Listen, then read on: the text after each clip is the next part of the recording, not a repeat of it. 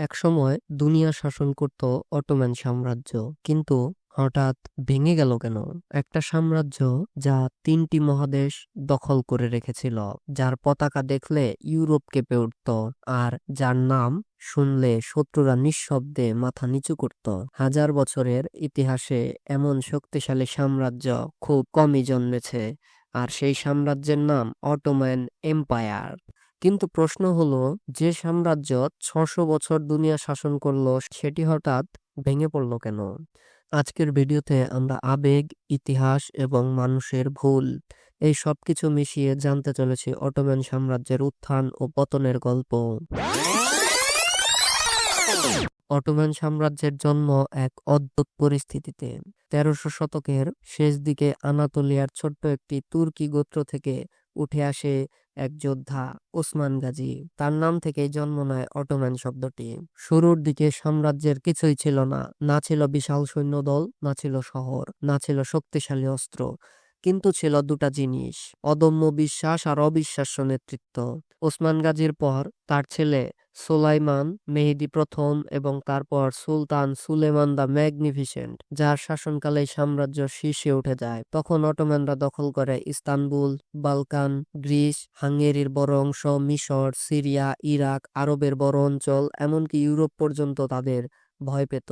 বিশ্বের মানচিত্রে তখন একটাই বড় নাম: Ottoman empire, the super power of the world. কিন্তু ইতিহাসে একটা নিয়ম আছে, যে শক্তিশালী হয় তার ভাঙন শুরু হয় ভেতর থেকেই। সুলতান সুলেমান দ্য ম্যাগনিফিসেন্টের পর যে সুলতানরা ক্ষমতায় আসে, তারা ছিল দুর্বল, বিলাসী এবং অধপতিত।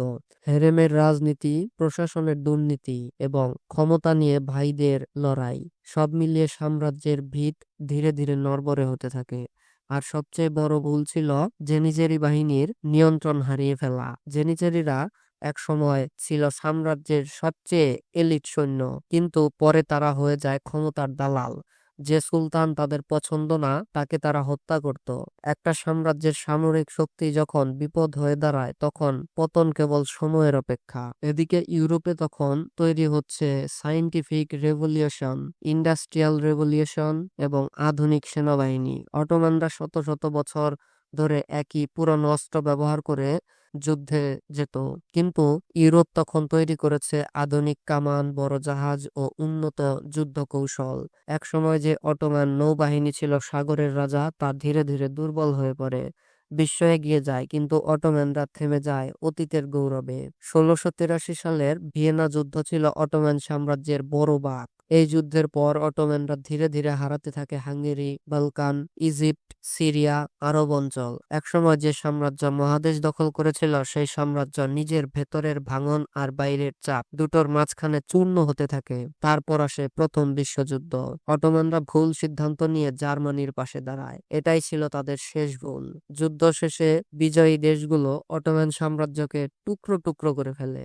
1922 সালে শেষ সুলতান মেহমেদ ষষ্ঠ ইস্তানবুল ছাড়তে বাধ্য হন। 600 বছরের রাজত্ব, বিজয়, যুদ্ধ, চোখের জল, রক্ত, সবকিছু মিলিয়ে এক সাম্রাজ্য হারিয়ে গেল মানচিত্র থেকে। পরের বছর 1923 সালে মুস্তাফা কামাল আতাতুর্ক আধুনিক তুরস্কের জন্ম ঘোষণা করেন।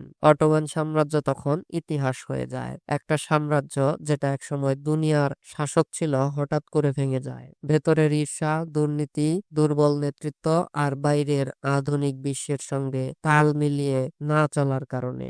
অটোমান সাম্রাজ্যের পতন আমাদের একটি শিক্ষা দেয়: শক্তি যত বড়ই হোক, যদি ভেতর থেকে ভেঙে যায়, তবে বাইরের আঘাত তাকে সহজেই শেষ করে দিতে পারে। ইতিহাস শুধু গল্প নয়, এটা ভবিষ্যতের জন্য সতর্কবার্তা।